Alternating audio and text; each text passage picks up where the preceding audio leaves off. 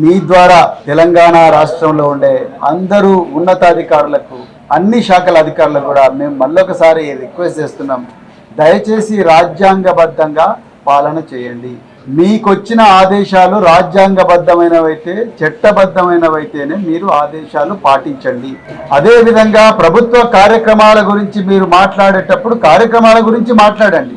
అంతే తప్ప మీరు కూడా రాజకీయ విమర్శలకు పాల్పడి మీరు కూడా రాజకీయ నాయకుల్లాగా మాట్లాడితే అది కండక్ట్ రూల్స్కు వ్యతిరేకం. దయచేసి అది గుర్తించండి. మేము నిజంగా ఏ అధికారికి కూడా మేము వ్యతిరేకం కాదు.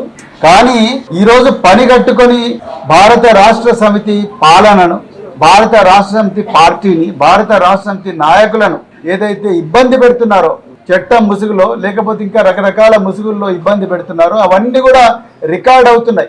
రేవంత్ రెడ్డి ప్రభుత్వం పర్మనెంట్గా ఉండదు. రేపొద్దున మళ్ళీ రాబోయేది బీఆర్ఎస్ ప్రభుత్వమే.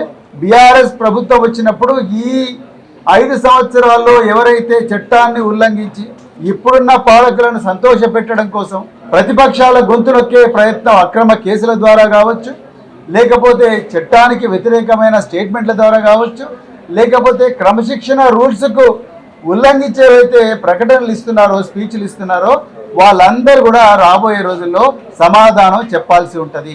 అందుకొరకే మళ్ళొక్కసారి మేము రిక్వెస్ట్ చేస్తున్నాం. మీరు ఏ పొజిషన్లో ఉన్నా కూడా రికార్డులు మాట్లాడతాయి.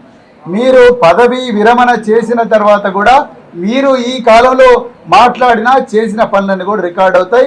అవన్నీ కూడా తవ్వి తీయడం జరుగుతుంది. అందుకొరకే ప్రజాస్వామ్యాన్ని గౌరవించండి, క్రమశిక్షణ రూల్స్ని గౌరవించండి, అదేవిధంగా రాజ్యాంగాన్ని గౌరవించండి. అందుకొరకే మళ్ళొకసారి మేము రిక్వెస్ట్ చేస్తున్నాం, ఇదే వేదికగా మీరు చట్ట ప్రకారం నడుచుకుంటేనే మేము కూడా గౌరవిస్తాం.